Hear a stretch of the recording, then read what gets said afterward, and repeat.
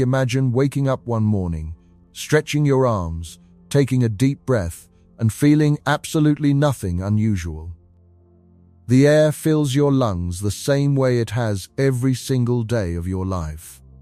You walk to the communal dining hall, you eat breakfast, you talk to your friends, you go about your daily routine. Everything seems perfectly normal.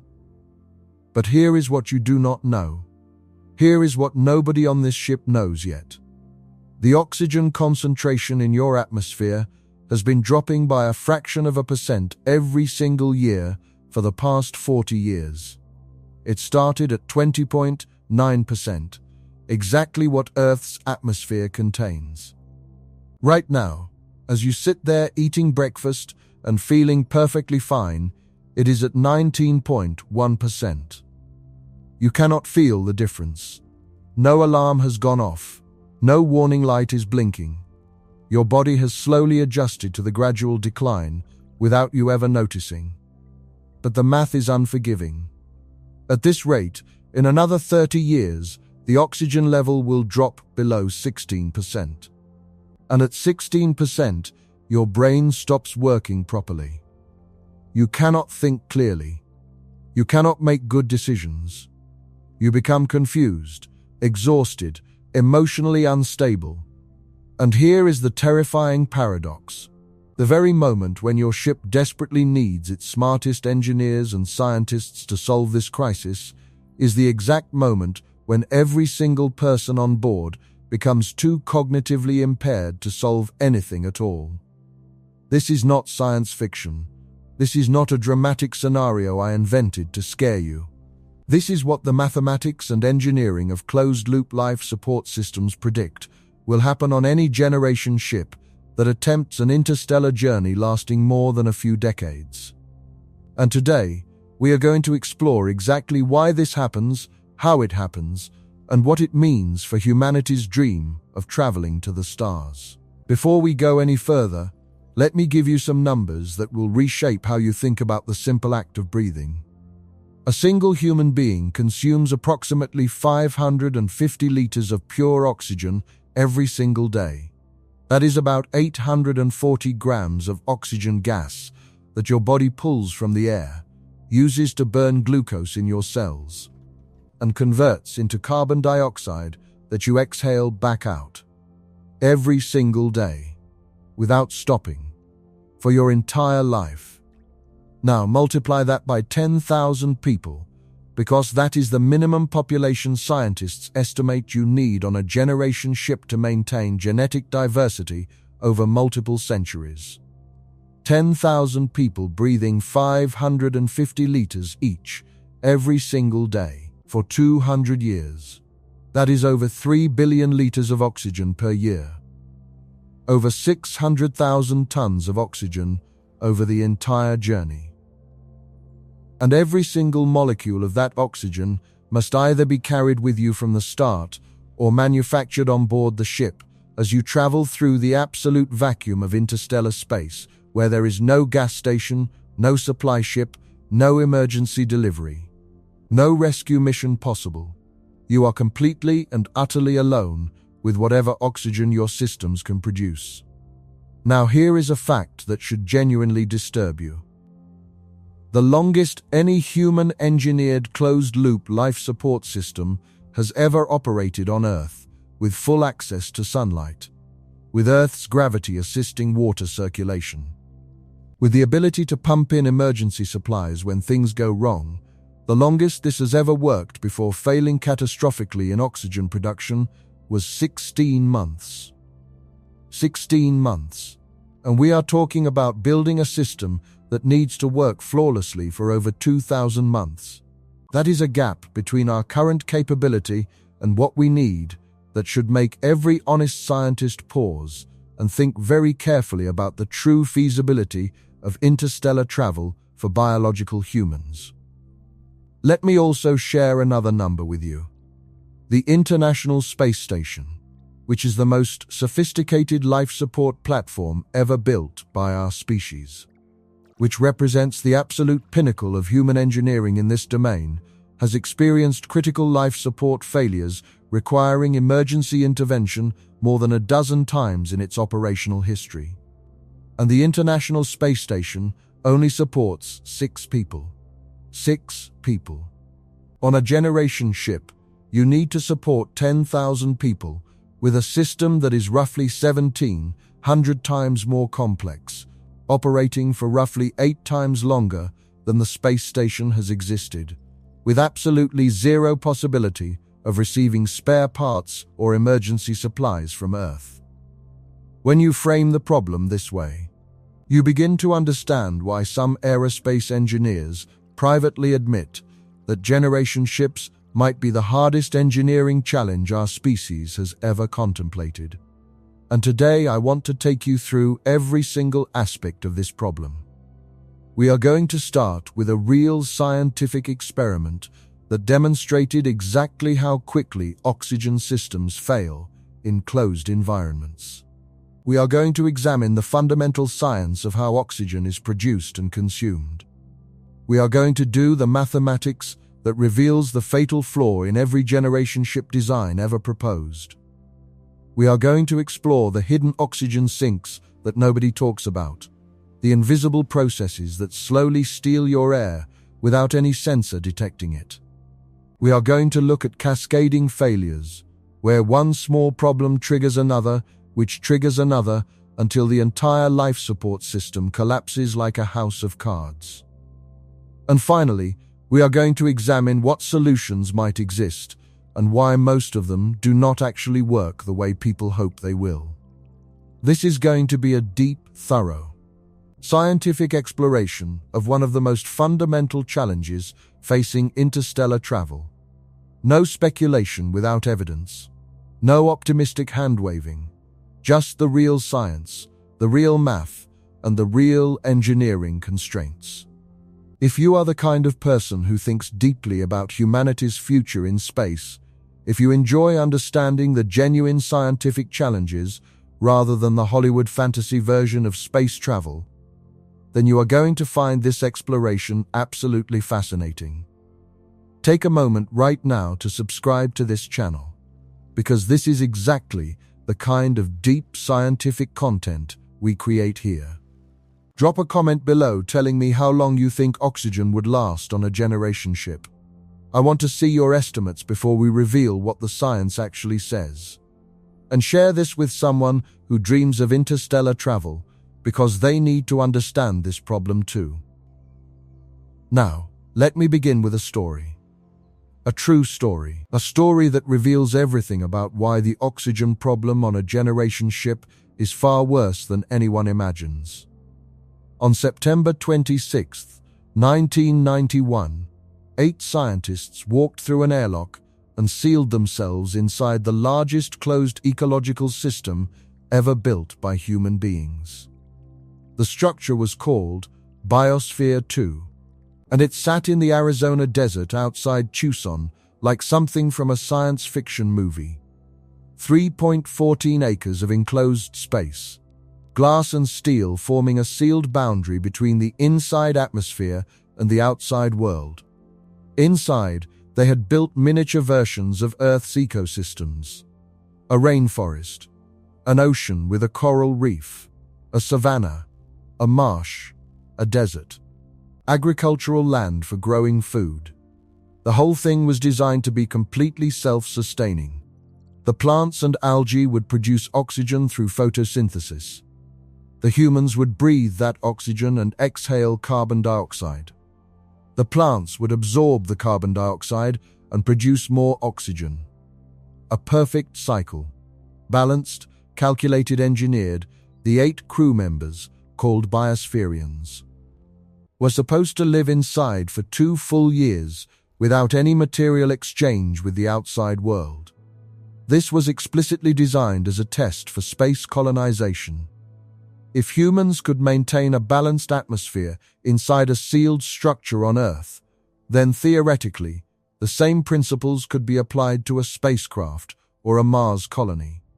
The crew included a doctor, a marine biologist, a botanist, and other specialists carefully selected for their ability to maintain the ecosystems inside. They had years of preparation. They had the backing of a $200 million investment. They had the best scientific minds of the era designing the systems. Everything was calculated to work. And it failed. It failed in a way that nobody predicted, nobody expected, and nobody fully understood until years later. Within the first few months, the crew began noticing that something was wrong.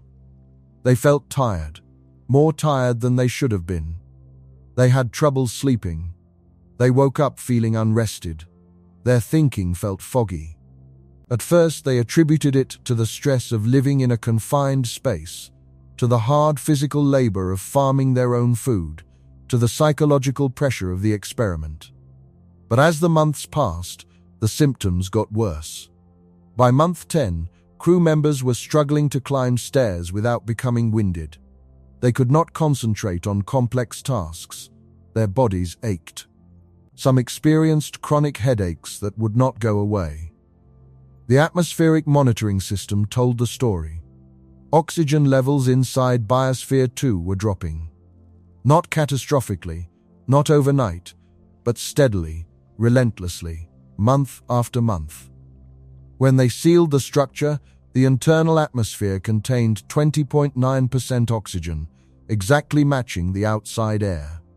By month 16, oxygen had fallen to 14.5%.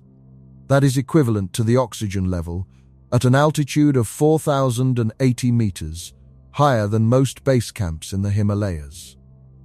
The crew was essentially living at extreme altitude while trying to do physically demanding agricultural work. They were slowly suffocating inside what was supposed to be a perfectly balanced ecosystem. The project directors made the decision to pump oxygen into the structure. 21 tons of pure oxygen were injected over the course of the experiment to keep the crew alive. The sealed system had failed. The fundamental premise of the experiment, that a closed ecosystem could maintain breathable air for humans, had been proven false under conditions far more favorable than anything a spaceship could offer. But here is what makes this story truly relevant to generation ships. The mystery of where the oxygen went took years to fully solve. The obvious answer was that the plants were not producing enough oxygen. But careful measurements showed that plant photosynthesis was actually performing close to predictions. The plants were doing their job. Something else was consuming the oxygen faster than the plants could make it. In 1994, a research paper was published in the journal Science by Jeffrey Severinghaus and his colleagues. They had finally identified the primary culprit. The concrete used in the structure's foundation and support systems was undergoing a chemical process called carbonation. Calcium hydroxide in the concrete was reacting with carbon dioxide from the atmosphere according to a straightforward chemical equation. Calcium hydroxide plus carbon dioxide produces calcium carbonate plus water. This reaction was removing carbon dioxide from the air, which sounds like it might be helpful, but here is the critical detail. The carbon dioxide that was being trapped in the concrete was the same carbon dioxide that plants needed to photosynthesize and produce oxygen. The concrete was essentially stealing the raw material that plants required to make breathable air. But that was only half the problem. The other half was even more alarming from a generation ship perspective. The soil inside Biosphere 2 was rich, organic soil, perfect for growing food. But rich organic soil contains billions upon billions of microorganisms per gram. Bacteria, fungi, microscopic organisms that break down organic matter. And every single one of these organisms consumes oxygen in the process of decomposition, just as human cells do. The microbial population in the soil was consuming oxygen at a rate 2 to 5 times higher than the designers had predicted. The soil itself was breathing, competing with the humans for every molecule of oxygen in the air. Think about what this means for a generation ship. You need soil to grow food. But soil filled with the microbes necessary for healthy plant growth also consumes enormous amounts of oxygen. You need concrete or similar materials for construction. But those materials chemically react with your atmosphere in ways that disrupt the delicate balance of gases. Every component of your life support system has hidden interactions with every other component, and these interactions are extraordinarily difficult to predict, especially over long time periods. The Biosphere 2 failure happened in 16 months on Earth, in a structure sitting in the Arizona sunshine with perfect access to solar energy for photosynthesis. With Earth's gravity providing proper water drainage and nutrient cycling, with no micrometeorite impacts, no radiation damage to plants, no equipment degradation from decades of operation, and with a team of scientists outside the structure monitoring everything and ready to intervene. A generation ship would have none of these advantages. It would be operating in complete darkness of interstellar space, requiring artificial lighting for all photosynthesis. It would be dealing with cosmic radiation that damages plant DNA. It would be coping with whatever gravity simulation it can generate, which may not perfectly replicate Earth conditions. And it would need to operate not for 16 months, but for over 2,400 months. The Biosphere 2 experiment did not just raise concerns about generation ship life support. It demonstrated, with empirical scientific evidence, that we do not yet possess the knowledge to maintain oxygen balance in a sealed environment, even under nearly ideal conditions. Now let me take you deeper into the fundamental science of why this problem is so extraordinarily difficult. Let us start at the most basic level. Where does oxygen come from, and where does it go? On Earth, oxygen is primarily produced by photosynthesis. This is the process by which plants, algae, and cyanobacteria use the energy of sunlight to split water molecules and combine the hydrogen with carbon dioxide to form sugars, releasing oxygen as a byproduct. The equation is elegant and simple.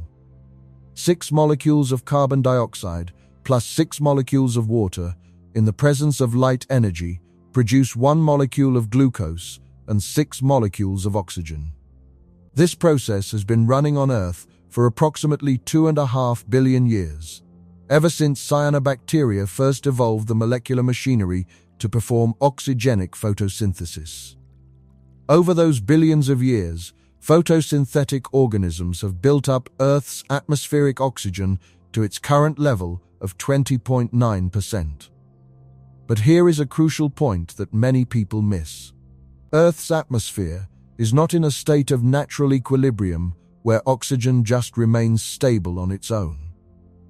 It is in a state of dynamic balance where enormous amounts of oxygen are constantly being produced and constantly being consumed, and these two rates happen to approximately match.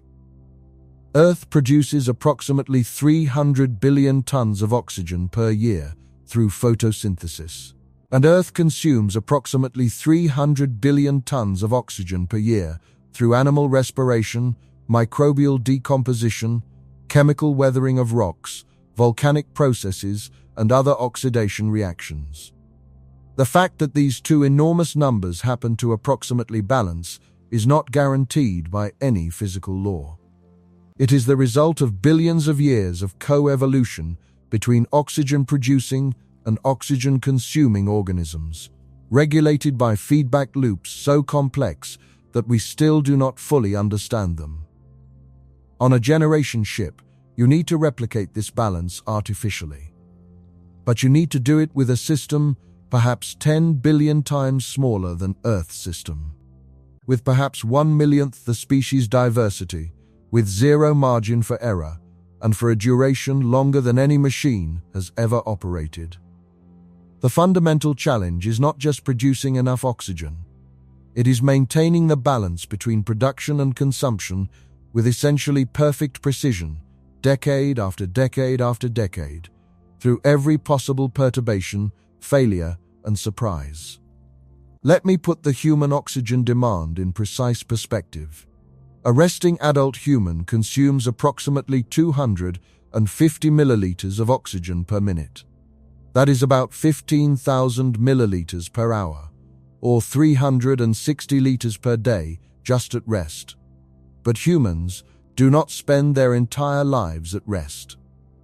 During moderate activity like walking, farming, or performing maintenance tasks on the ship, oxygen consumption rises to roughly 500 to 1,000 milliliters per minute. During heavy exercise or emergency physical labor, it can spike to 2,000 or even 3,000 milliliters per minute. Taking all of this into account, the average daily oxygen consumption for an active adult is approximately 550 liters, which is about 840 grams or 0.84 kilograms of pure oxygen.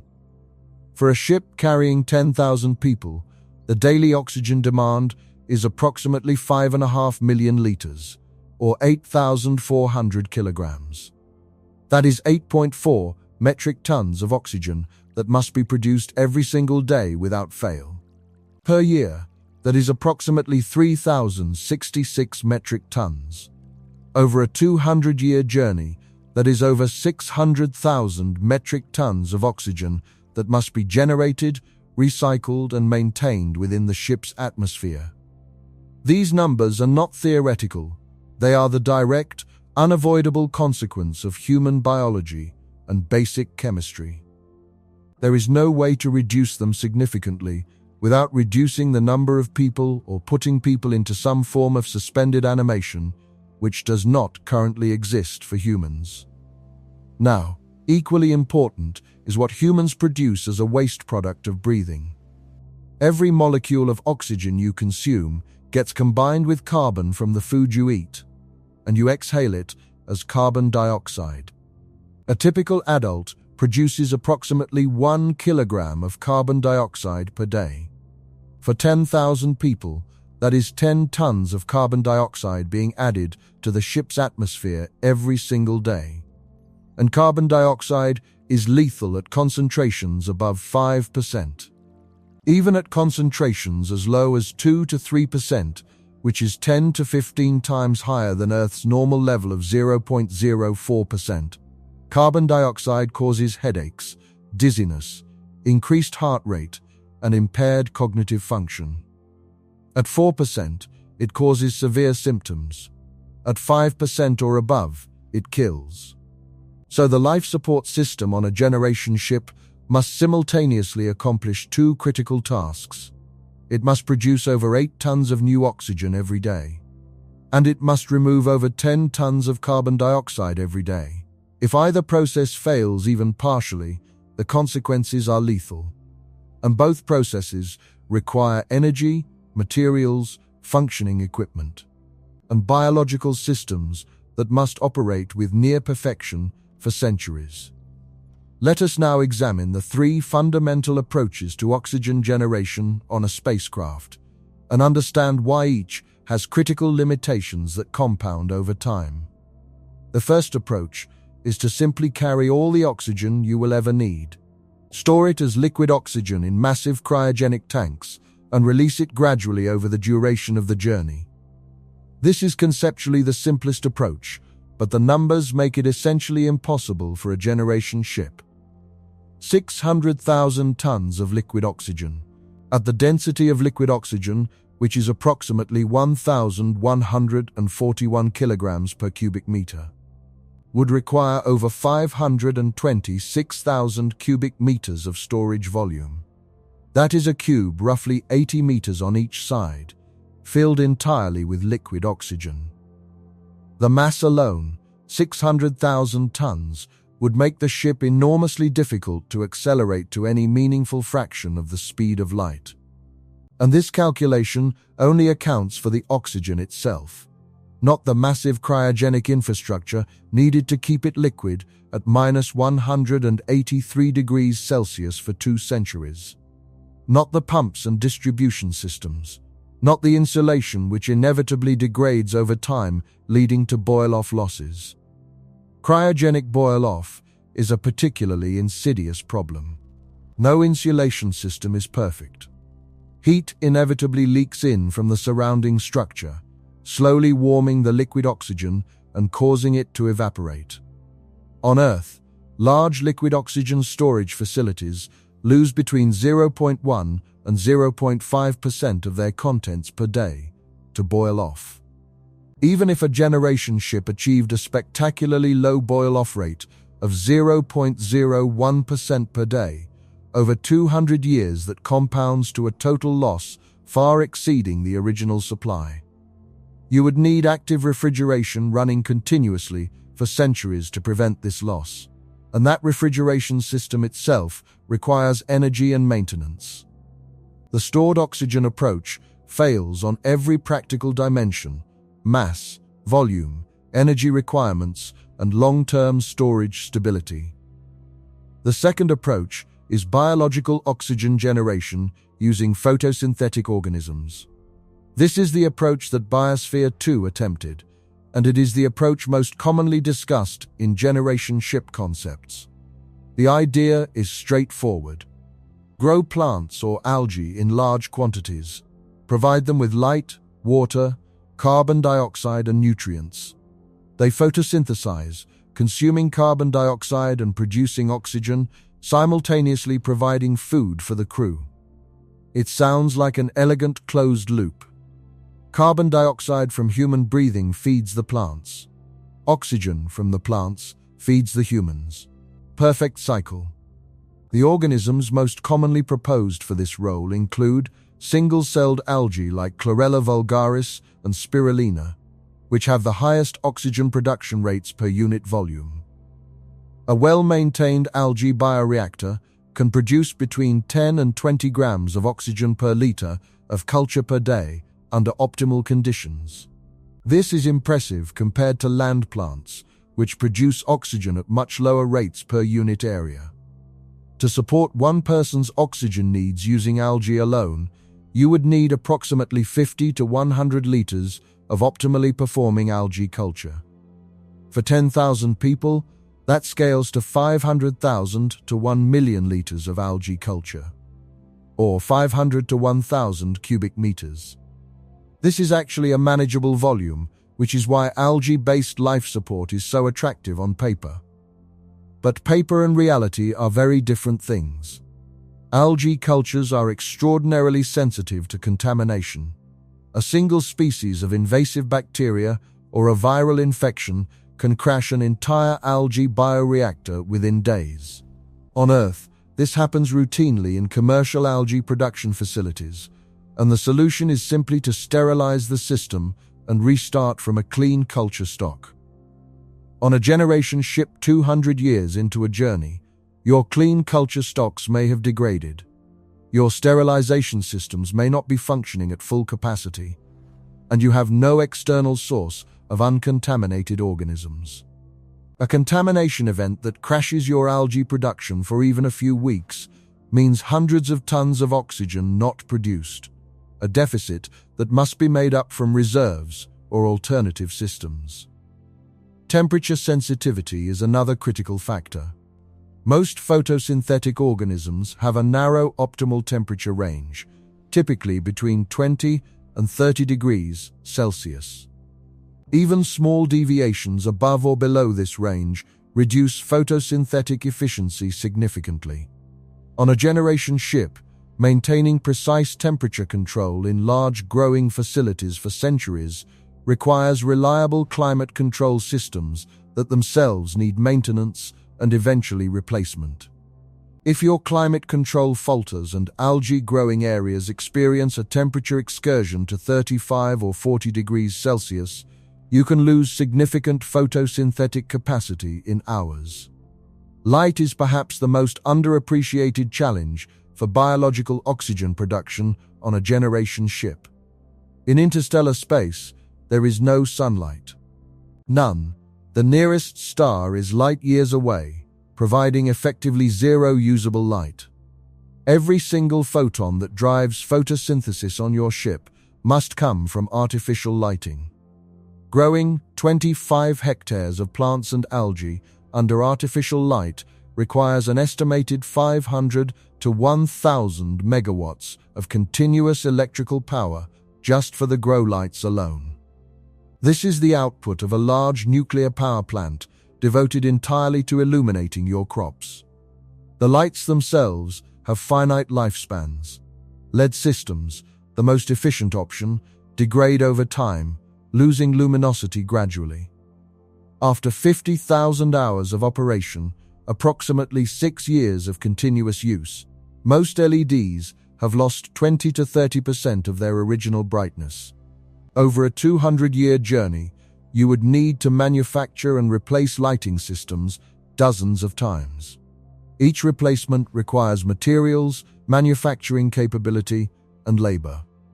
The third approach is mechanical and chemical oxygen generation. The primary method used on the International Space Station today is water electrolysis. An electrical current is passed through water, splitting it into hydrogen gas and oxygen gas, according to the reaction. 2 molecules of water yield 2 molecules of hydrogen, plus 1 molecule of oxygen. The oxygen is released into the cabin atmosphere, and the hydrogen is either vented overboard or used in a Sabatier reactor to recover water from carbon dioxide. The IS oxygen generation system produces approximately 5.4 kilograms of oxygen per day, enough for about 6 crew members. For a generation ship with 10,000 people, you would need roughly 1,556 of these units operating simultaneously and continuously. Each electrolysis unit contains components that wear out. The proton exchange membrane, which is the critical component separating hydrogen and oxygen production, degrades over time due to chemical attack from reactive species in the water. Electrode surfaces accumulate deposits that reduce efficiency. Seals dry out and crack. Water purity must be maintained to exacting standards, because even trace contaminants in the water can poison the electrolysis process and rapidly degrade the membranes. On the IS, the oxygen generation system has required multiple overhauls and has experienced failures that temporarily shut down oxygen production, requiring the crew to rely on backup oxygen candles or the Russian Electron system while repairs were made. These repairs are possible because spare parts are regularly sent up from Earth. On a generation ship, every spare part must either be manufactured on board or carried as inventory from launch. Let me do a calculation that reveals the true scale of the spare parts problem. If each electrolysis unit requires a major overhaul every 5 years, which is approximately the maintenance interval for IS systems, then over a 200-year journey, each unit needs 40 overhauls. With 1,556 units, that is over 62,000 major maintenance events over the voyage. Each maintenance event requires replacement membranes, replacement seals, replacement electrodes, and specialized tools. The mass of spare parts for the electrolysis system alone could easily exceed thousands of tons. And this is just one of dozens of critical systems that require similar levels of maintenance.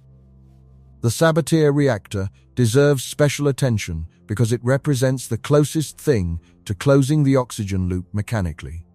The Sabatier reaction combines carbon dioxide with hydrogen to produce methane and water. The equation is carbon dioxide plus 4 molecules of hydrogen yields methane plus 2 molecules of water. The water produced can then be fed back into the electrolysis system to generate more oxygen.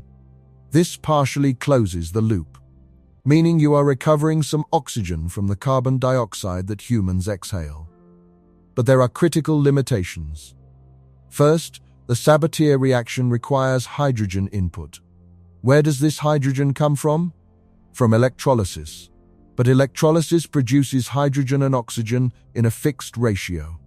If you use all the hydrogen in the Sabatier reactor, you get water back, which you can electrolyze again. But each cycle has losses. No chemical process operates at 100% efficiency. Real Sabatier reactors achieve conversion rates of approximately 90 to 95%, meaning 5 to 10% of the carbon dioxide and hydrogen pass through unreacted each cycle. These losses compound over time. Second, the Sabatier reaction produces methane. Methane is a greenhouse gas and is explosive at concentrations between 5 and 15% in air. It cannot simply be released into the ship's atmosphere. It must be stored, vented to space, or broken down further. Venting to space means losing hydrogen atoms permanently, which eventually depletes your water supply. Storing it indefinitely requires ever-growing tank volume. Breaking it down requires additional energy and equipment. Third, the Sabatier reactor itself uses a catalyst, typically a nickel or ruthenium catalyst, that degrades over time due to carbon deposition and thermal stress. Catalyst replacement is required periodically, and catalyst manufacturing is a complex industrial process. Now, every serious generation ship concept uses a combination of all three approaches: stored reserves for emergencies, biological systems for primary oxygen production and food, and mechanical systems for supplementary oxygen generation and carbon dioxide processing. This hybrid approach provides redundancy, which is essential for any long-duration space mission. If one system fails, the others can compensate while repairs are made. But here is where the really insidious mathematics comes in.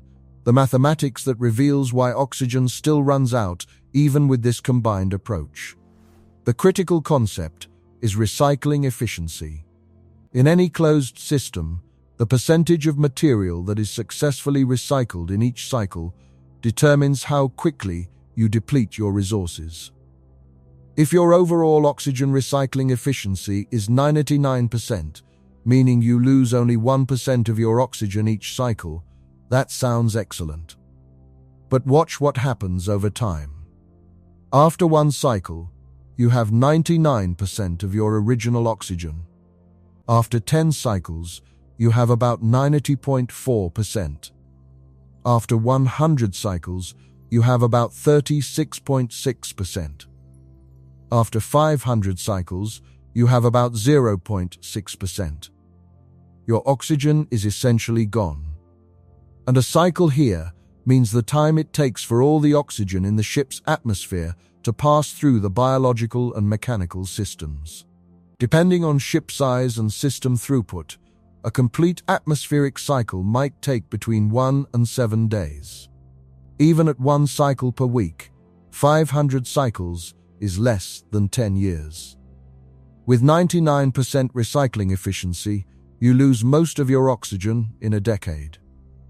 To make a generation ship work for 200 years, you need recycling efficiency far above 99%. Let me calculate what you actually need. If we define a cycle as 1 week and the journey lasts 200 years, that is approximately 10,440 cycles.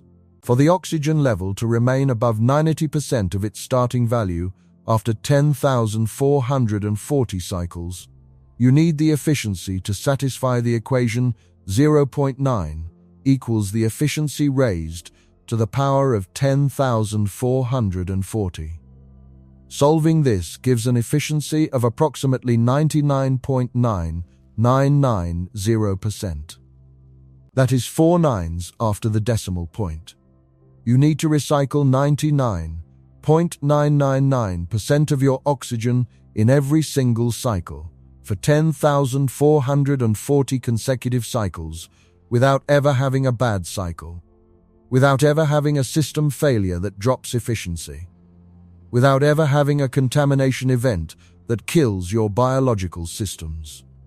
No human-engineered system has ever achieved this level of efficiency in any recycling process for any material over any significant time period. This is the fundamental mathematical reason why oxygen runs out on generation ships.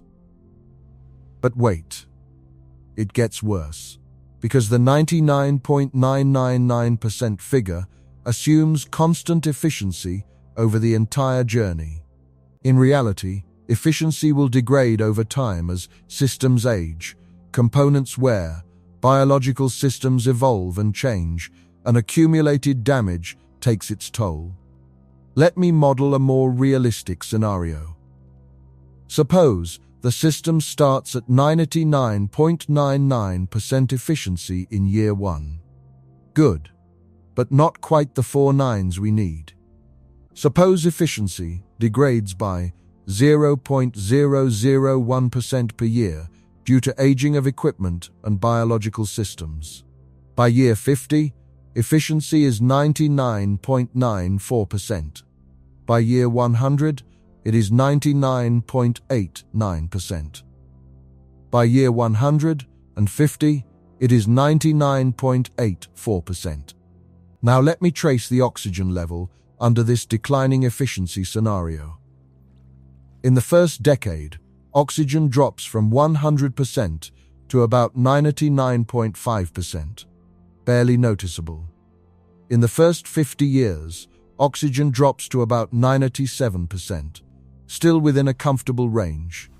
But between year 50 and year 100, the declining efficiency accelerates the loss. Oxygen drops to about 91%. Between year 100 and year 150, it drops to about 79%. And between year 150 and year 200, it plummets to about 62%. Now, that 62% is 62% of the starting oxygen partial pressure. Earth's atmosphere has an oxygen partial pressure of about 21.2 kilopascals. 62% of that is about 13.1 kilopascals, which corresponds to an oxygen concentration of about 13% at sea level equivalent pressure. At 13% oxygen, humans experience severe cognitive impairment, loss of coordination, loss of judgment, and eventually loss of consciousness. People cannot perform complex tasks. People cannot maintain machinery. People cannot grow crops effectively. The ship's population enters a state of chronic hypoxia from which recovery becomes increasingly difficult because the people who need to fix the problem are too impaired to fix it. This modeling exercise reveals something crucial. The oxygen crisis on a generation ship does not announce itself with a sudden dramatic failure. It creeps in silently over decades.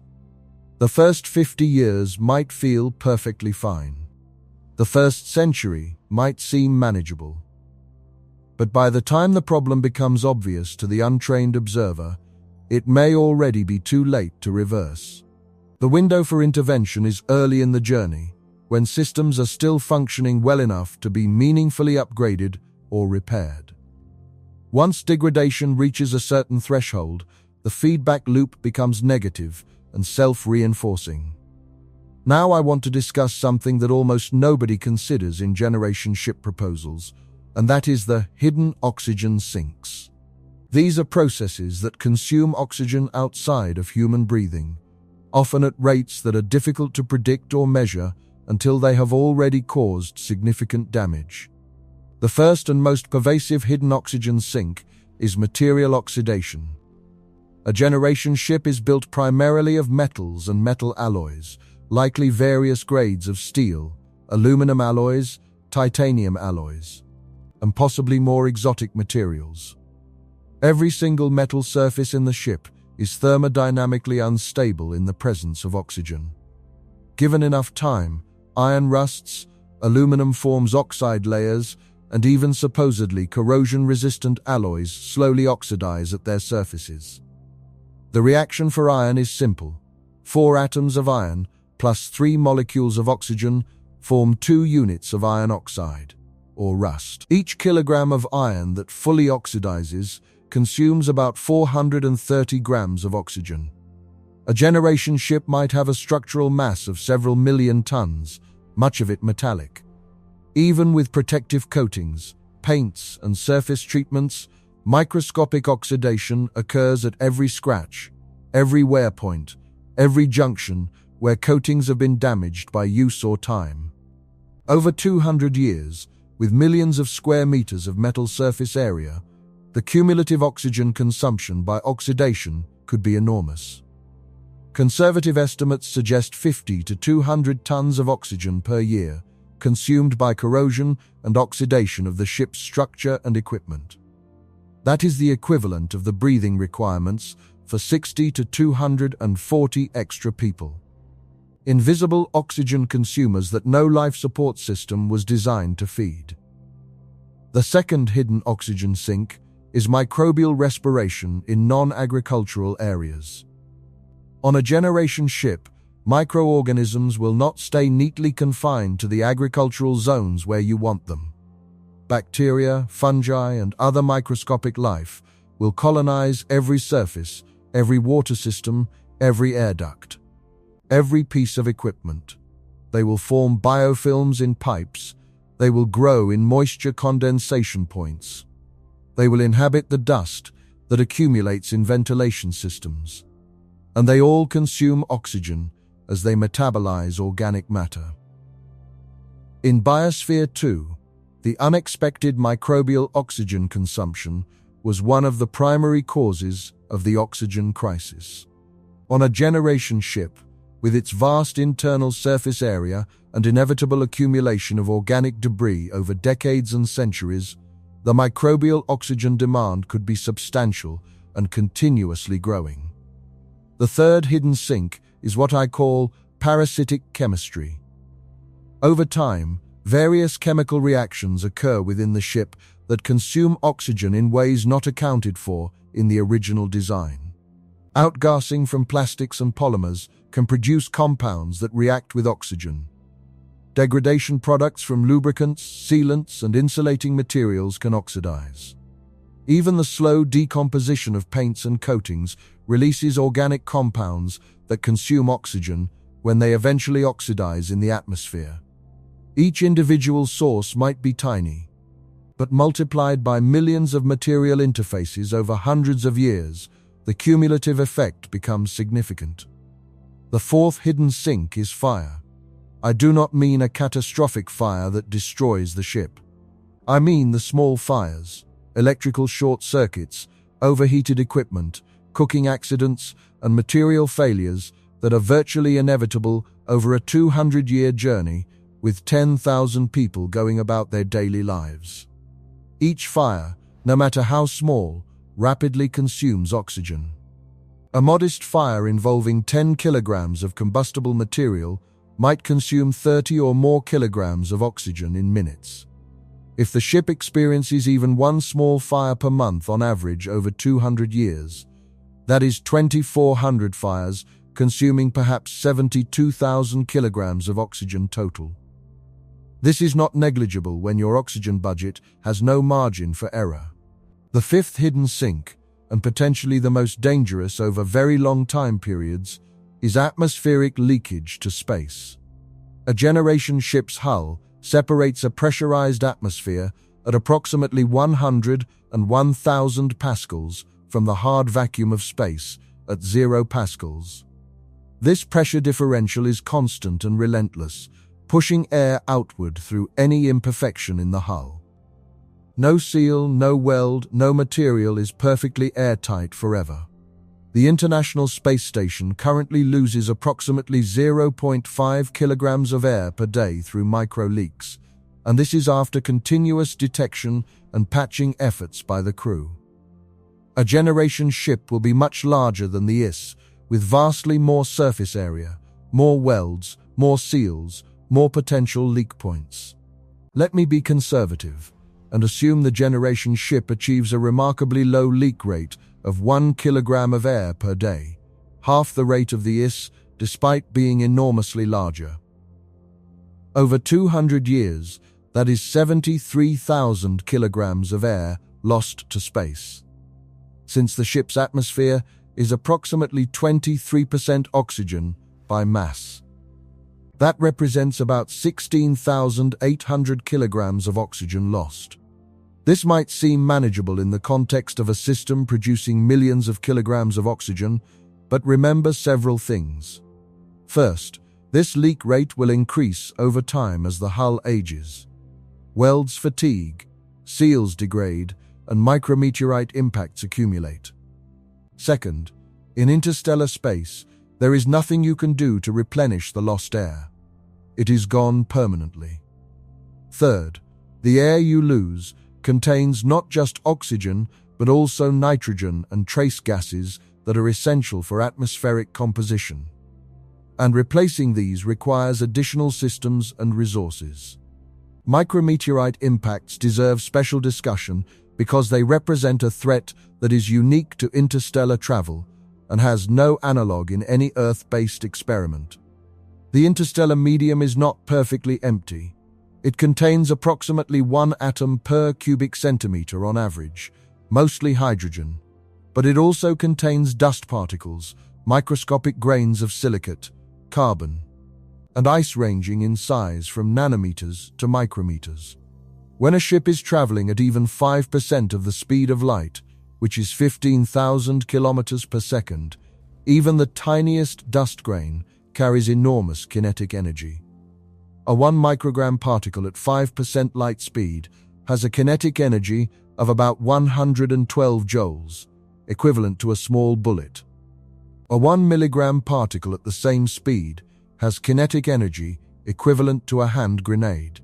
Over a 200-year journey, a ship with a cross-sectional area of perhaps 10,000 square meters will encounter billions of nanogram-scale particles and thousands of microgram-scale particles.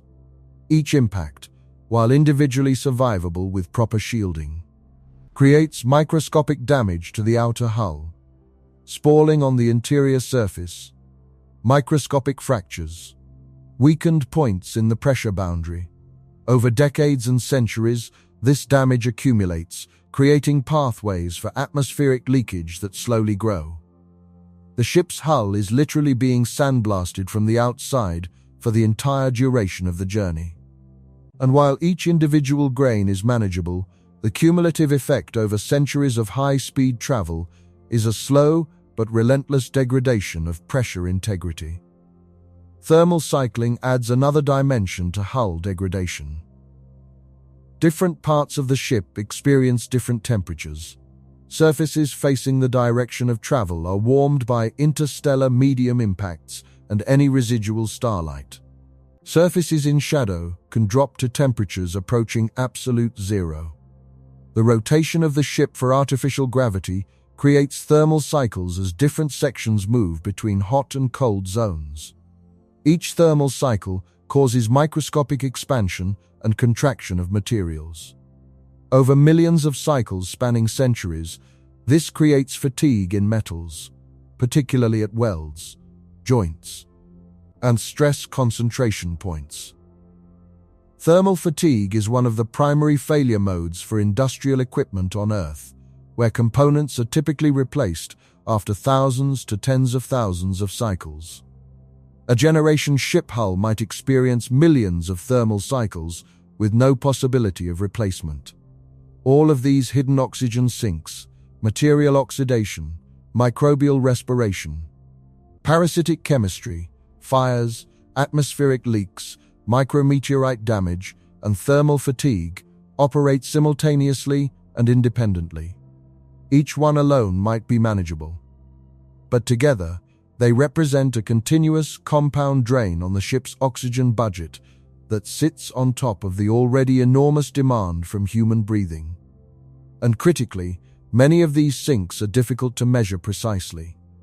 You cannot easily quantify how much oxygen is being consumed by corrosion inside your walls. You cannot easily measure microbial oxygen consumption in every dark corner of the ship. These hidden sinks may consume oxygen for years or decades before they become apparent in atmospheric monitoring data, especially if the decrease is gradual enough to be attributed to normal measurement variation. Part 2 now, I want to talk about something that amplifies every single problem we have discussed so far, and that is the population dynamics on a generation ship. A ship launches with 10,000 people. These people are selected to be in their prime reproductive years, genetically diverse, healthy, and well-educated. But they are also human beings with biological drives, social needs, and the same reproductive instincts that have driven human population growth throughout history. Research published in Acta Astronautica by Cameron Smith in 2014 examined minimum viable population sizes for generation ships and concluded that populations below 10,000 face unacceptable risks of genetic bottleneck effects, inbreeding depression, and loss of essential skills through random demographic fluctuation. The population must be maintained at or above this minimum for the genetic health of future generations. But maintaining exactly 10,000 people over 200 years requires perfect population control, something no human society has ever achieved voluntarily over long periods. If the population grows at even a modest rate of 0.5% per year, the population doubles in approximately 139 years. By year 150 of the journey, the ship might contain over 20,000 people. By year 200, potentially over 27,000. Each additional person requires their full 840 grams of oxygen per day, their full 1 kilogram of carbon dioxide removal per day, their full allocation of food, water, and living space. The life support system designed for 10,000 people is now being asked to support nearly 3 times that number. You might think the obvious solution is strict population control, 1 child per couple, or similar policies. But this creates its own problems. First, enforcing reproductive control over multiple generations in an enclosed community creates enormous social tension, resentment, and potential for rebellion. Historical attempts at population control. Even in large nations with extensive enforcement apparatus, have had mixed results at best. In a confined ship where there is nowhere to escape, nowhere to emigrate, the psychological pressure of reproductive restriction could be destabilizing. Second, even with strict one-child policies, random demographic fluctuation can still cause population to drift upward or downward, requiring constant adjustment. Third, if the population drops too far below 10,000, you face genetic diversity problems that threaten the long-term viability of the community. The life support system must therefore be designed with significant margin to handle population fluctuations. But every bit of extra capacity you build in means more mass, more complexity, more things that can break, and more energy required to operate. It is yet another dimension of the problem where there are no good solutions, only trade-offs between different categories of risk. Let me now discuss the energy dimension of the oxygen problem, because energy is the foundation upon which all life support depends, and energy systems have their own degradation curves that directly impact oxygen production. In interstellar space, solar energy is not available. The sun's light decreases with the square of distance, and by the time a generation ship is even 1 light-year from Earth, solar radiation has diminished to essentially zero useful intensity. The only viable energy source for an interstellar generation ship is nuclear power, either fission or fusion. Current technology only gives us fission, though fusion might be available within decades. Let us consider fission as the baseline. A generation ship's total power demand is difficult to estimate precisely, but likely falls in the range of 2 to 10 gigawatts. This includes propulsion, life support, lighting for agriculture, manufacturing, computing, climate control, water recycling, and all other systems. For comparison, this is the output of roughly 2 to 10 large nuclear power plants. The nuclear fuel for 200 years of operation at this scale represents thousands of tons of enriched uranium or thorium. The reactors themselves have finite lifespans. On Earth, Nuclear power plants are typically operated for 40 to 60 years before being decommissioned and replaced. Over a 200-year journey, you would need to shut down, decommission, and replace your reactors at least 3 to 4 times, all while maintaining continuous power supply to life support systems. Reactor replacement in deep space is an engineering challenge of extraordinary complexity. You need specialized materials, specialized tools, and specialized knowledge. If any of these are unavailable when replacement is needed, you face a progressive decline in power generation capacity. And declining power directly means declining life support capacity.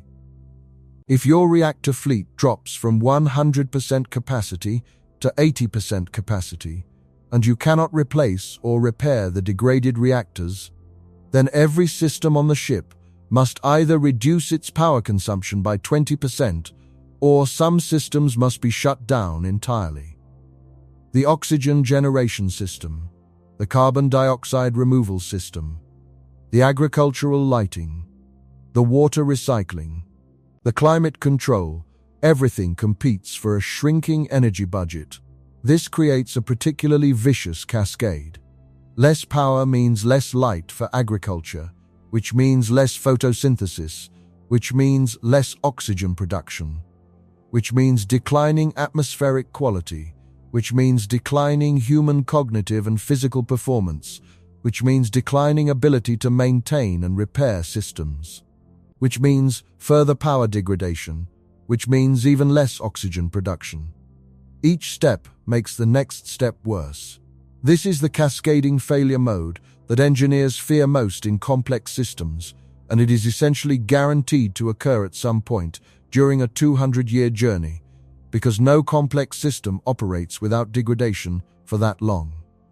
I want to spend some time now discussing what I consider the most underappreciated risk factor for generation ship life support, and that is knowledge degradation across generations. This is not a technical problem in the traditional sense. It is a sociological and educational problem.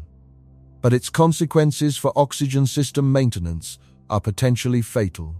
When the generation ship launches, the crew includes the engineers who designed the life support systems, the scientists who understand the underlying chemistry and biology, and the technicians trained on every specific component. These people have deep, intuitive understanding of how everything works. They know not just the official procedures, but the subtle signs of trouble, the informal tricks for dealing with common issues, the institutional knowledge that never quite makes it into manuals. This is Generation 1. Generation 2 is trained by Generation 1. They learn well. They have access to the original designers. They can ask questions, get hands-on mentoring, and absorb the informal knowledge that Generation 1 carries. But some small amount of knowledge is inevitably lost in the transfer. Perhaps 5%. The things that Generation 1 considered too obvious to teach. The experiences that were too subtle to articulate. The edge cases that never came up during training, but that Generation 1 could handle from first principles because they understood the system so deeply. Generation 3 learns from Generation 2. They never met the original designers. Their understanding is based on what Generation 2 was able to articulate, which was already slightly degraded from the original. Another 5% is lost. Now, you have roughly 90% of the original knowledge base. By Generation 5 or 6, 100 to 150 years into the journey, you might have only 60 to 70% of the original knowledge. The maintenance procedures are followed, but the deep understanding of why each step matters has faded. When an unusual failure mode occurs, one that is not in the manual, the technicians of Generation 6 may not have the fundamental knowledge to diagnose and solve it from first principles. They know how to follow procedures, but not how to adapt when procedures are insufficient. This is not a hypothetical concern. Human history is filled with examples of knowledge loss. The Roman formula for concrete, which was waterproof and more durable than modern concrete, was lost after the fall of Rome and not rediscovered until the 20th century. The manufacturing techniques for Saturn V rocket engines were not properly documented, and when NASA considered rebuilding them in the 1990s, they found that the institutional knowledge had been lost with the retirement of the original engineers. The construction techniques for medieval cathedrals, which achieved engineering feats not replicated until the modern era, were passed down through guild systems that eventually dissolved. On a generation ship, the consequences of knowledge loss are immediate and lethal. If your fifth-generation engineers cannot properly maintain the electrolysis systems because they have lost the deep understanding of membrane chemistry, if your sixth-generation biologists cannot diagnose and treat an algae disease because they lack the ecological knowledge that the original scientists possessed, then systems degrade and oxygen production declines. And here is the truly frightening part. The people experiencing this knowledge loss will not know they have lost it. They will believe they are maintaining systems properly because they are following the procedures they were taught. But the procedures were written by people who assumed a level of background understanding that no longer exists.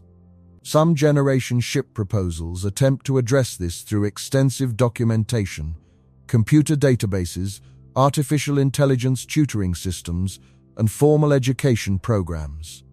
These are all helpful, but insufficient.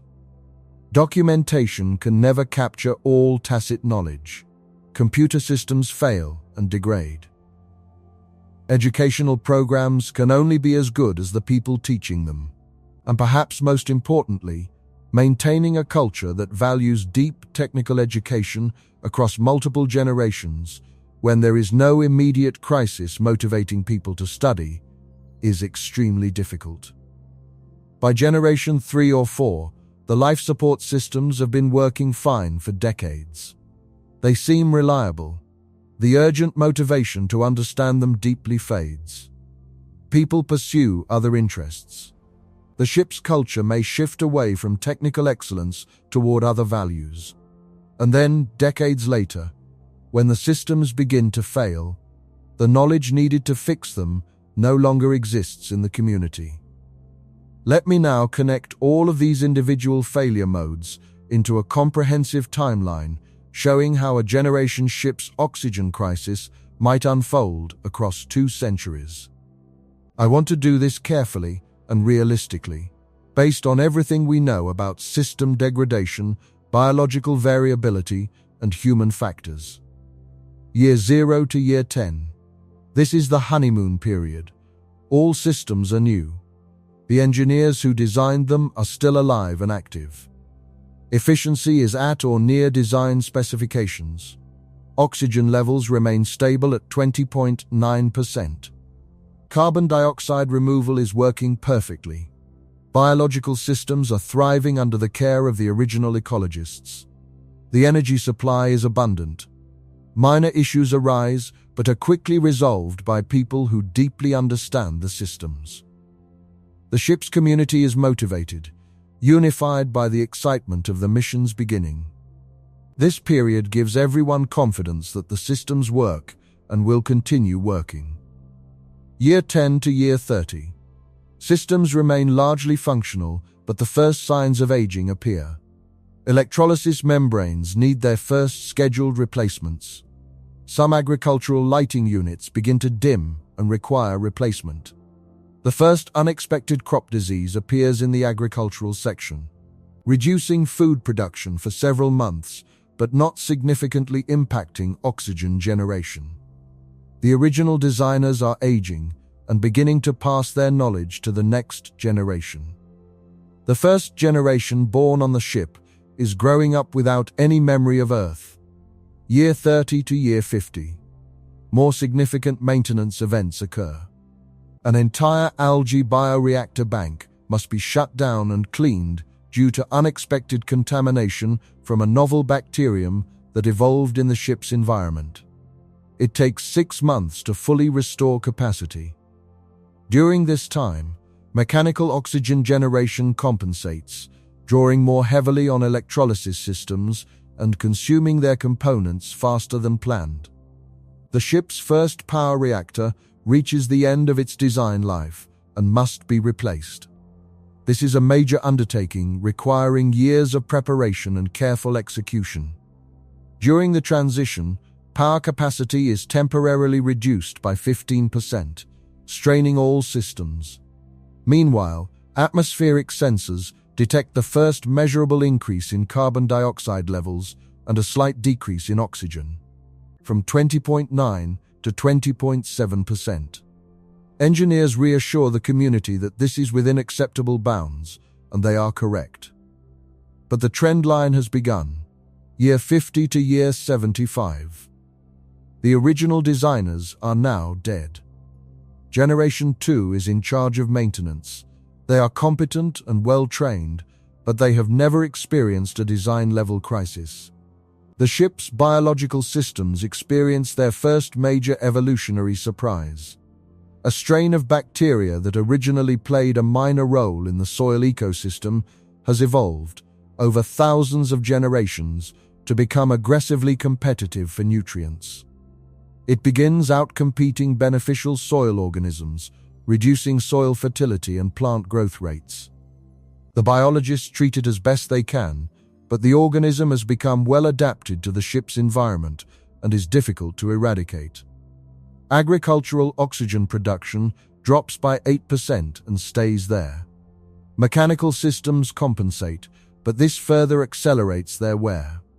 Atmospheric oxygen has now drifted to 20.4%, still safe. But the buffer is shrinking, year 75 to year 100. Hull integrity monitoring detects increasing numbers of micro-leaks, particularly around older weld joints and in sections that have experienced the most thermal cycling.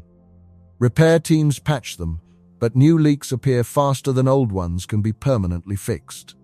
Air loss rate increases from 1 kilogram per day to 3 kilograms per day. The second power reactor is showing signs of aging ahead of schedule. Its output has dropped by 12%, and engineers are unsure whether it can be safely operated for another decade before replacement. The spare fuel supply is carefully rationed. Meanwhile, a population count reveals that despite efforts at population planning, the ship now carries 11,800 people, 18% more than design capacity. The extra mouths are consuming oxygen and producing carbon dioxide that the system was not designed to handle. Atmospheric oxygen is now at 19.8%. Carbon dioxide has risen to 0.08%, double the pre-industrial Earth level. Neither number is dangerous yet. But both are moving in the wrong direction, year 100 to year 125. This is where the cascade begins to accelerate. The third generation is now operating the systems, trained by Generation 2, who were trained by the original designers. Some subtle knowledge has been lost. A critical failure occurs in one of the atmospheric processing units, and the repair takes 3 months instead of the 2 weeks it would have taken if the original engineers were available. During those 3 months, carbon dioxide builds up locally in certain sections of the ship, causing health problems for hundreds of residents. The biological systems experience another shock. A viral infection sweeps through the main algae cultivation facility, crashing 60% of production for 4 months. Emergency protocols activate mechanical backup, but the backup systems are themselves aging and cannot fully compensate. Atmospheric oxygen drops to 19.2% during the worst week. Alarms sound for the first time. The community is scared. Repairs eventually restore most functionality. But full pre-crisis capacity is never quite achieved. The new normal for oxygen stabilizes around 19.5%. The community adapts. People tell themselves it is fine, it is still well within the safe range. But the trajectory continues downward. Year 100, and 25 to year 150. Multiple systems are now operating significantly below original specifications. Total oxygen generation capacity is approximately 82% of design targets due to accumulated biological system degradation, mechanical wear, energy constraints, and efficiency losses. The population has been brought under tighter control and stabilized at 10,500, but only through politically painful measures that have created social friction. The ship's atmospheric oxygen has settled at approximately 18.8%. People feel slightly more tired than they should. Exercise capacity is subtly reduced. Cognitive tests show marginally lower scores than historical baselines. But the decline is attributed to other factors such as diet changes and psychological effects of long confinement. Nobody connects it to oxygen. The carbon dioxide level is at 0.12%, 3 times the pre-industrial Earth level. This causes no acute symptoms, but contributes to the general malaise. Engineers are working constantly just to maintain current levels. There is no spare capacity to improve things. Every repair in one area means deferred maintenance in another. Year 150 to year 175. The ship enters what engineers would recognize as a managed decline, if the engineers still had the training to recognize it. Oxygen is at 18.2% and slowly falling. Carbon dioxide is at 0.15% and slowly rising. The population has been reduced to 9,000 through a combination of strict one-child policies and natural attrition. But this reduction has come too late to significantly alter the trajectory. Multiple algae cultivation banks have been permanently shut down due to contamination that current biologists cannot resolve with available resources. 2 of the original 4 power reactors have been decommissioned, and the remaining 2 are operating at reduced capacity to extend their lifespan. Total power available is 61% of original capacity. This means reduced lighting for agriculture, reduced capacity for electrolysis, reduced climate control. The agricultural sections are slightly cooler than optimal for plant growth, further reducing photosynthetic output. Everything affects everything else. Year 175 to year 200. The final quarter of the journey. Oxygen is at 17.3%, equivalent to breathing at approximately 2,400 meters altitude. Everyone on the ship experiences chronic mild hypoxia. Fatigue is universal. Motivation is low. Cognitive performance has declined measurably. The engineers maintaining life support are working with reduced mental clarity, making errors more frequently. Taking longer to solve problems. Carbon dioxide has risen to 0.2%, 5 times the pre-industrial level. This compounds the cognitive effects of low oxygen. The ship's community knows something is wrong. They feel it in their bodies. But the decline was so gradual, spanning the entire lifetime of everyone currently alive, that many accept it as simply how life has always been. The eldest residents remember when they had more energy, when breathing felt easier, but they attribute it to aging. The youngest have never known anything different. The final decades are a race between the ship reaching its destination and the atmosphere becoming unable to sustain human life. If the destination is still 25 years away at this point, the prognosis is grim. Oxygen will continue declining. At 16%, roughly equivalent to 5,000 meters altitude, people will experience serious impairment. At 14%, loss of consciousness becomes likely during any exertion. At 12%, survival is measured in minutes. The ship that was supposed to carry humanity to a new star becomes a tomb, drifting through the void with its atmosphere, slowly oxidizing its own structure. microbes consuming the last traces of breathable air, silence settling over corridors that once echoed with human voices. That is the worst-case scenario. Let me be clear that it is the worst case, not the inevitable outcome.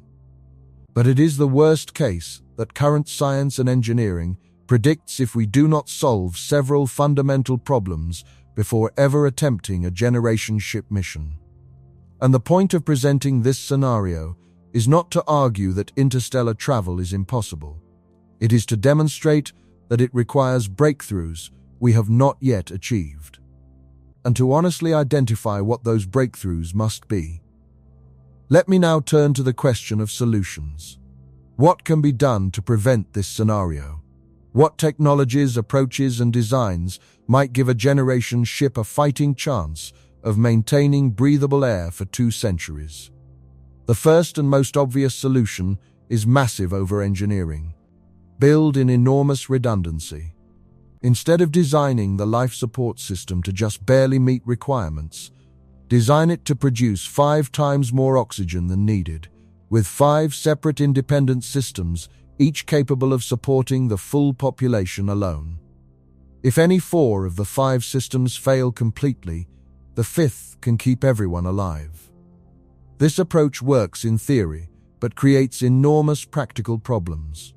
5 times redundancy means 5 times the mass, 5 times the volume, 5 times the complexity, 5 times the maintenance burden, 5 times the spare parts inventory, and 5 times the energy requirement. The ship becomes correspondingly larger, heavier, and more expensive to build and propel. The additional complexity means more potential failure modes, more interactions between systems, and more things that can go wrong in unexpected ways. Redundancy helps with sudden failures, but does not fundamentally solve the gradual degradation problem. If all 5 systems degrade at similar rates because they share the same operating environment, you have delayed the crisis but not prevented it. And the additional mass makes the ship slower, which means a longer journey, which means more time for degradation to accumulate.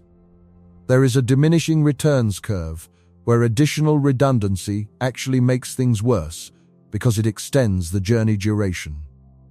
The second potential solution is in-transit resource acquisition. Instead of carrying everything you need from the start, collect resources along the way. The interstellar medium contains hydrogen, helium, and trace amounts of heavier elements. A sufficiently large magnetic scoop, the concept behind the Bussard ramjet, could theoretically collect interstellar hydrogen as the ship travels through it. Hydrogen can be used in fuel cells to produce both energy and water. Water can be electrolyzed to produce oxygen. In principle, this creates a continuous supply of fresh oxygen drawn from the interstellar medium itself. In practice, the interstellar medium is extraordinarily tenuous. Its density averages roughly 1 atom per cubic centimeter, primarily hydrogen. To collect meaningful quantities, you would need a magnetic scoop with an effective collection area of thousands of square kilometers, operating continuously for the entire journey. The engineering challenges of building and maintaining such a structure are staggering. The collected hydrogen would also contain trace amounts of cosmic dust and charged particles that would need to be separated. And the conversion efficiency from raw hydrogen to oxygen is not 100%.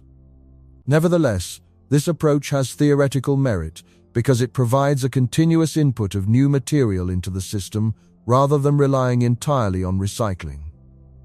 Any fresh input, no matter how small, helps offset the inevitable losses of a recycling system. Current physics does not prohibit this approach, but the engineering to implement it is far beyond current capability.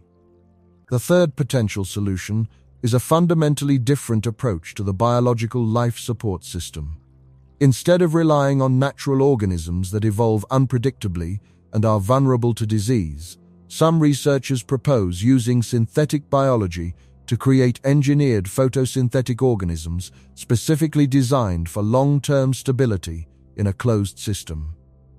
These organisms would be genetically modified to resist mutation, to be less susceptible to viral and bacterial attack, to have higher photosynthetic efficiency, and to be stable over hundreds of generations without significant evolutionary drift. This is an elegant concept, but it requires mastery of synthetic biology far beyond what we currently possess. As of the early 21st century, we can modify organisms in specific ways, but we cannot reliably prevent evolution over long time periods. Evolution is a fundamental property of any self-replicating system. Organisms will mutate. Some mutations will be neutral. Some will be beneficial to the organism, but potentially harmful to the life support function. Over thousands of generations, which for single-celled algae means just a few years, evolutionary drift is essentially inevitable. Creating organisms that resist their own evolution is one of the great unsolved challenges of synthetic biology. However, there are promising approaches. One is to use multiple redundant genetic systems encoding the same essential functions, so that any single mutation is unlikely to disable a critical pathway. Another is to maintain cryogenically preserved seed stocks of the original engineered organisms, allowing periodic refreshing of the biological system from genetically pure starting material. This does not prevent evolution between refreshes, but it prevents the accumulation of drift over centuries. The challenge is that cryogenic storage itself requires continuous energy and has its own failure modes over very long periods. But it is arguably more tractable than trying to prevent evolution entirely. The fourth solution area is advanced materials science, specifically self-healing materials that can repair microscopic damage without human intervention. If the ship's hull could automatically seal microcracks as they form, if pipe joints could reseal as gaskets degrade, if structural members could repair fatigue damage at the molecular level, then many of the slow degradation processes we discussed would be dramatically mitigated. Self-healing polymers exist today in laboratory settings.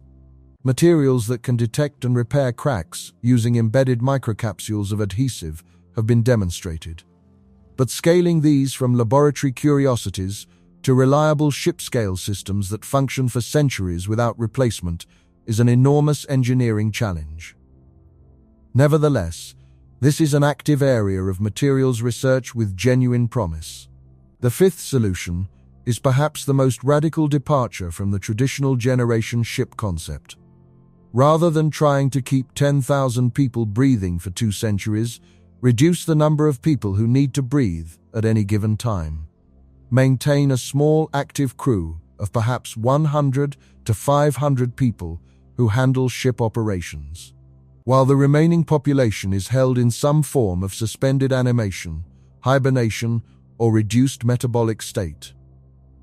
If 9,500 of your 10,000 people are in a state where their oxygen consumption is reduced by 95%, your total oxygen demand drops by approximately 85%. The life support system now needs to support only the equivalent of about 1,000 people instead of 10,000. This dramatically relaxes all the engineering constraints. The problem is that human suspended animation does not exist. Therapeutic hypothermia can slow metabolism and extend survival in specific medical emergencies. But it is not a state that can be maintained for years or decades.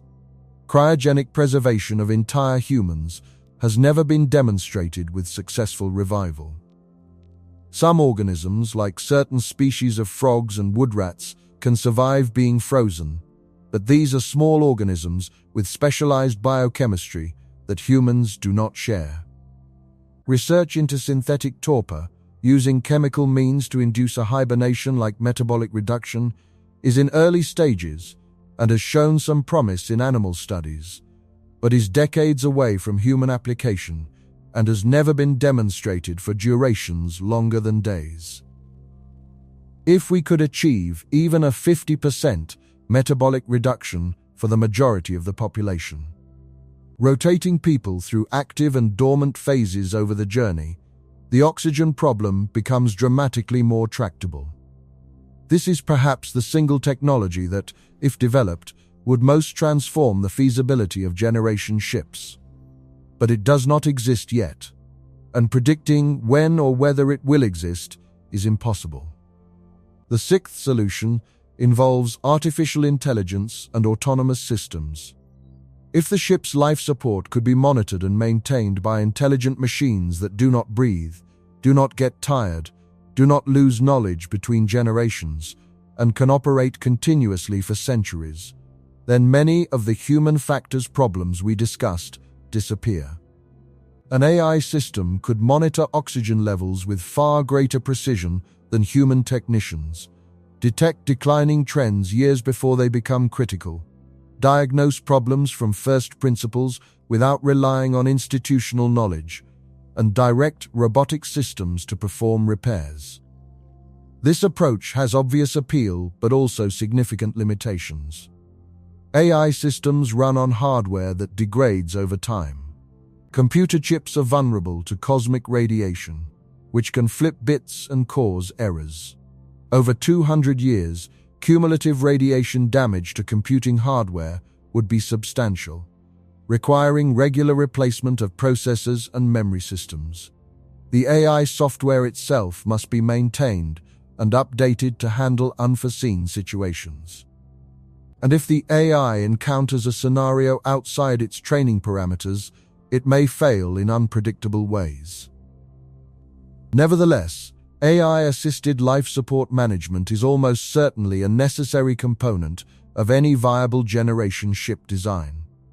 It does not need to be perfect, it just needs to be better than humans at monitoring slow trends and performing routine maintenance, which is a relatively achievable bar. Let me now discuss a concept that is rarely addressed in popular discussions of generation ships, but which is central to the oxygen problem. It is the concept of acceptable risk versus achieved reality in engineering systems. When engineers design a system, they calculate its expected performance based on models and assumptions. They then add safety margins to account for unknowns. The standard approach in aerospace engineering is to design for a factor of safety of 1.4 to 2.0, meaning the system can handle 40 to 100% more stress or demand than expected under normal conditions. For critical life support systems, the factor of safety might be higher, perhaps 3 to 4. But here is what decades of engineering experience have taught us. The longer a system operates, the more the gap between predicted performance and actual performance grows. Initial predictions are based on assumptions about degradation rates, maintenance schedules, material behavior, and environmental conditions. Over short periods, these assumptions are usually accurate. Over decades, they begin to diverge from reality. Over centuries, the divergence can be enormous. Materials behave in ways not predicted by short-term testing. Interactions between systems create emergent problems not anticipated in the design. Environmental conditions change in ways not modeled. The Hubble Space Telescope is an instructive example. Designed for a 15-year lifetime with servicing, it was built to the highest standards achievable. Yet, it experienced problems never predicted by its designers.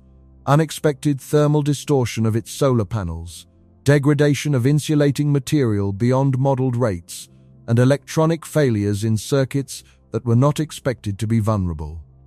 And Hubble is a relatively simple system compared to a generation ship's life support. It has no biology, no fluid systems, no moving mechanical parts in its main structure. A generation ship life support system is orders of magnitude more complex, with fluid dynamics, biological systems, chemical processes, thermal management, mechanical components, electrical systems, and computational systems all interacting. The honest engineering assessment is this: we cannot currently predict with confidence how a complex life support system would perform over 200 years, because we have no experience operating any system of comparable complexity for that duration. Our longest-running complex machines have operated for perhaps 50 to 60 years, and all have required continuous maintenance, periodic major overhauls, and eventual replacement of major components. Extrapolating from 50 years to 200 years is not a simple multiplication. It is a leap into unknown territory where new degradation mechanisms, new failure modes, and new interaction effects emerge at timescales we have never tested. I want to take some time now to discuss in greater detail the current state of closed-loop life support research, because understanding where we are today gives context to how far we need to go. The most advanced closed-loop life support system currently in development is the European Space Agency's MELISA project. MELISA stands for Micro-Ecological Life Support System Alternative, and it has been under development since 1989, over 3 decades of continuous research. The MELISA system uses a series of interconnected compartments, each containing different organisms that process waste products from the previous compartment. The first compartment uses thermophilic bacteria to break down human waste into simpler compounds. The second compartment uses photoheterotrophic bacteria to further process these compounds. The third compartment uses nitrifying bacteria to convert ammonia into nitrates. The fourth compartment uses the alga Arthrospira platensis, commonly known as spirulina, and higher plants to perform photosynthesis, consuming carbon dioxide and producing oxygen and food. The fifth compartment is the human crew, whose waste products feed back into compartment 1. On paper, MELISA is a beautifully designed closed loop. In practice, after more than 30 years of development, it has never been operated as a fully closed system for more than a few weeks at a time. Individual compartments have been tested extensively, but integrating them into a complete self-sustaining loop has proven extraordinarily challenging. The main problems are exactly what you would predict based on everything we have discussed: biological variability between compartments, difficulty maintaining precise flow rates and concentrations at interfaces, accumulation of trace contaminants that are not processed by any compartment, and evolutionary drift in the microbial populations. The MELISA team has published extensively on their challenges and progress. One key finding is that the system's behavior is highly non-linear. Small changes in input at one compartment can cause large, unpredictable changes in output at a downstream compartment. This makes the system difficult to control and potentially unstable over long periods. The team estimates that MELISA would need an additional 20 to 30 years of development and testing before it could be considered reliable enough for a long-duration space mission, and even then, the target mission duration is years to decades, not centuries. NASA's Environmental Control and Life Support System on the International Space Station represents the other end of the spectrum, a largely mechanical system that has been operating in space since 2000. The system has achieved oxygen recovery rates of approximately 42% from carbon dioxide using the Sabatier reactor, with the rest of the crew's oxygen coming from water electrolysis using water resupplied from Earth. This means the IS life support system is far from closed. It requires regular deliveries of water and nitrogen from Earth, and it vents hydrogen and methane to space, losing precious atoms permanently. NASA's goal is to eventually achieve 75% oxygen recovery. But even this target remains elusive after decades of development. The gap between what IS achieves and what a generation ship needs is almost incomprehensibly large. It is not a gap that will be bridged by incremental improvements. It requires fundamental new approaches. Let me talk specifically about what happens to the carbon cycle on a generation ship, because this is intimately connected to the oxygen problem and is often overlooked. On Earth, carbon cycles between the atmosphere, the biosphere, the oceans, and the geological substrate over timescales ranging from days to millions of years. The geological carbon cycle, which involves the burial of organic matter and its eventual release through volcanism, operates over timescales completely irrelevant to a generation ship. Only the short-term biological carbon cycle matters. Carbon dioxide is taken up by photosynthesis, incorporated into organic matter, consumed by animals or decomposed by microbes, and released back as carbon dioxide. On a generation ship, the carbon cycle must be perfectly balanced. Every atom of carbon that gets sequestered somewhere it cannot easily be recovered from is an atom of carbon dioxide that will never be converted back to oxygen. Carbon can be lost to the productive cycle in many ways.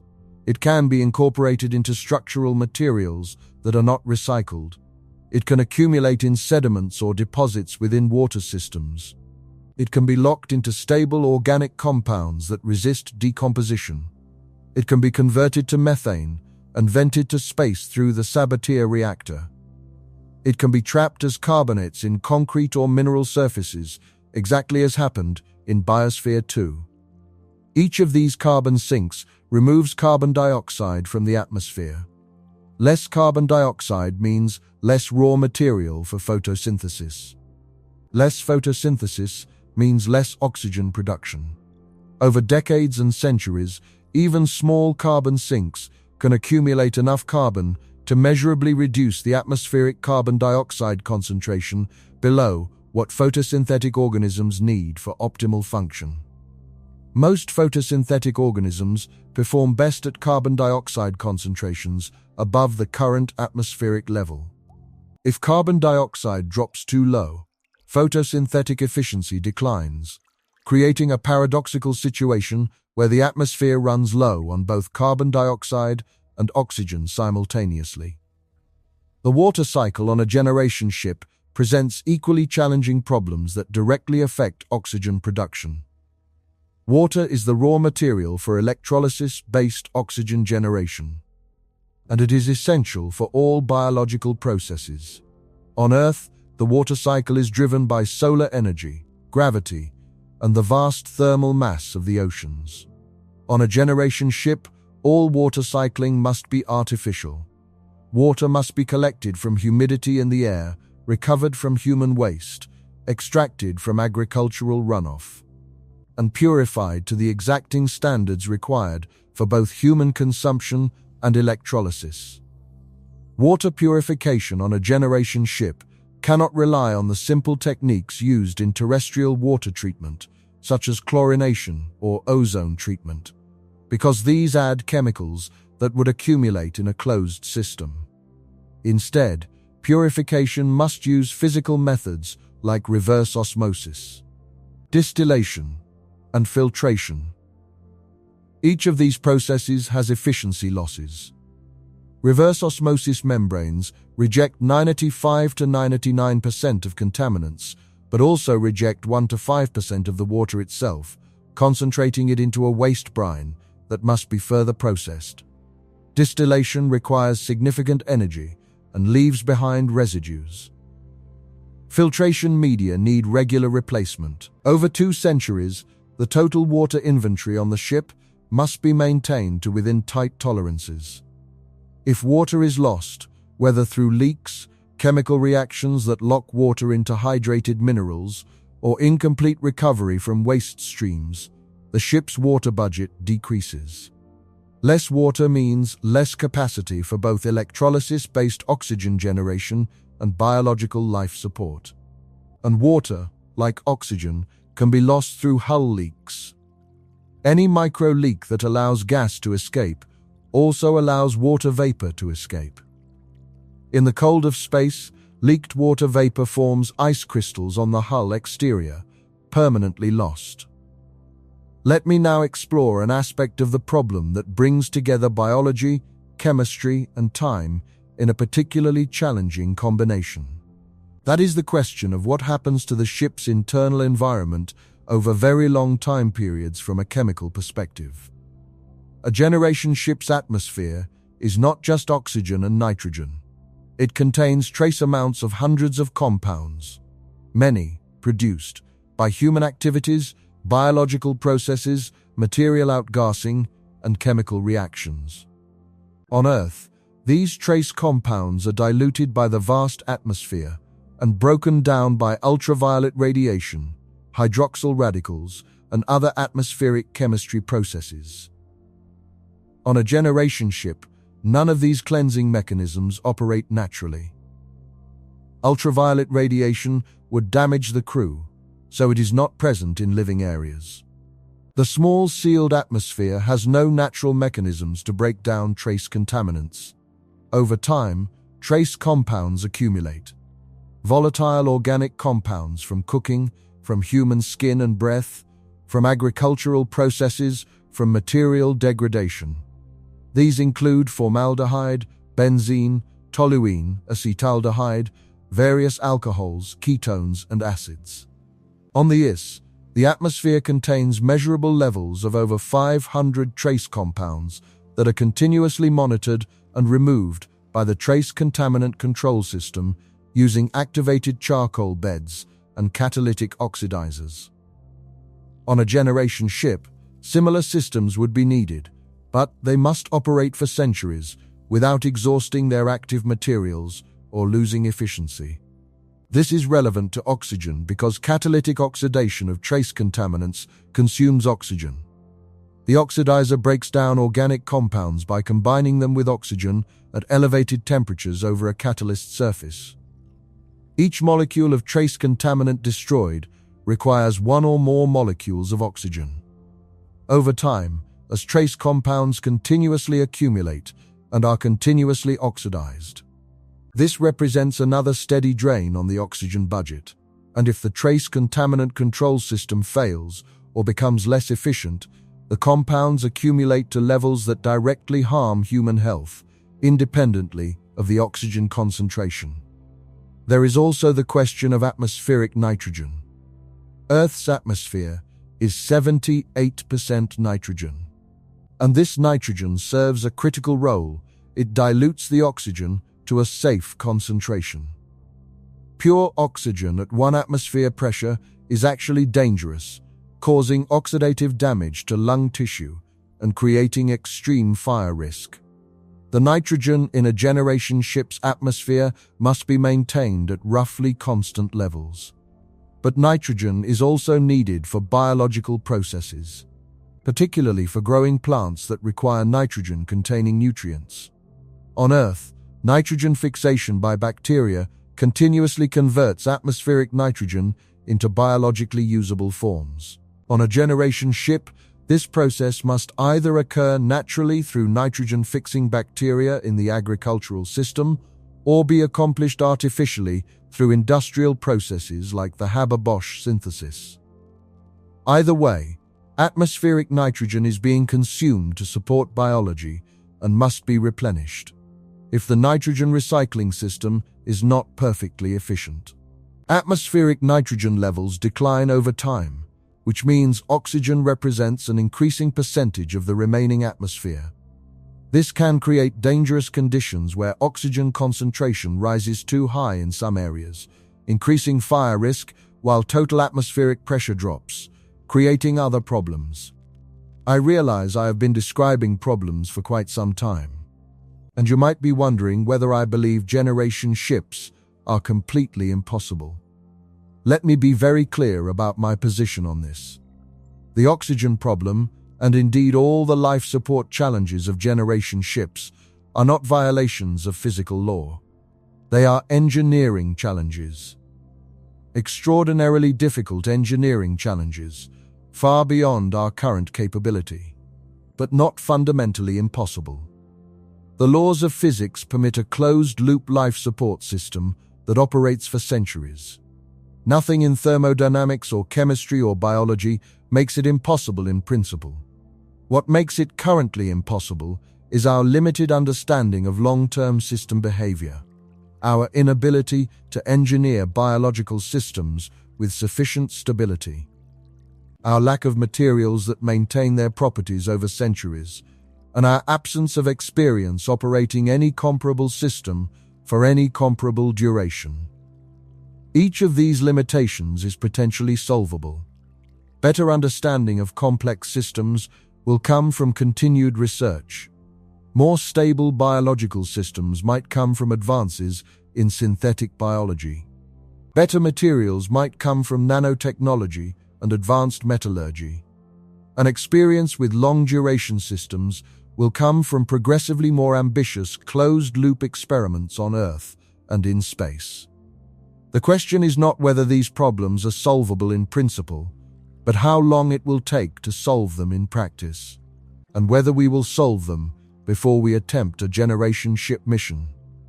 My honest assessment, based on the current state of the relevant technologies, is that we are at least 100 to 200 years away from having the capability to build a generation ship with a high probability of maintaining breathable atmosphere for a 2-century journey. That means the technology to build generation ships might not be available until the 22nd or 23rd century. This is not a pessimistic assessment, it is a realistic one, based on the rate of progress in the relevant fields. Let me now talk about some alternative approaches to interstellar travel that avoid the oxygen problem entirely or significantly reduce it. The first alternative is speed. If you can make the ship fast enough, the journey becomes short enough that current life support technology becomes adequate. At 10% of light speed, Proxima Centauri is 42 years away. At 20% of light speed, it is 21 years. At 50% of light speed, it is under 9 years. We know how to keep people alive in space for a year or two. We are developing technology for 5 to 10 years. The oxygen problem only becomes truly severe for journeys lasting multiple decades to centuries. If propulsion technology advances to the point where 10 to 20% of light speed is achievable, the generation ship concept becomes unnecessary for travel to the nearest stars, replaced by long-duration missions lasting decades rather than centuries. The propulsion challenge is itself enormous, requiring either advanced nuclear pulse propulsion, fusion drives, antimatter engines, or solar sails accelerated by powerful laser arrays. Each of these is currently at or beyond the edge of our technological capability. But they are arguably more tractable problems than centuries-long life support, because they are primarily engineering challenges involving known physics rather than the prediction and control of complex biological systems over unprecedented timescales. The second alternative is what some researchers call embryo colonization, or seed ships. Instead of sending adult humans on a generation ship, send frozen embryos, plant seeds, and robotic systems. The ship travels to the destination star system, establishes itself in orbit around a suitable planet, and then uses artificial womb technology to gestate the embryos and robotic nurseries to raise the first generation of colonists. This approach eliminates the need for life support during transit entirely. The ship needs only to keep frozen embryos viable, which requires far less energy and complexity than maintaining a living crew. Upon arrival, the systems for establishing an atmosphere and growing food only need to operate for years, not centuries, to support the first generation as they establish a colony. The ethical and practical challenges of this approach are significant. Can robotic systems raise human children with adequate social and emotional development? Can we reliably preserve embryos for centuries of space travel? Can we build robots capable of establishing infrastructure on an alien world without human guidance? These are profound questions. But from a pure oxygen problem perspective, embryo colonization sidesteps the issue entirely. The third alternative is digital consciousness. If human minds could be uploaded into digital form, they could travel through space as data, requiring no oxygen, no food, no water, and no physical environment beyond computing hardware.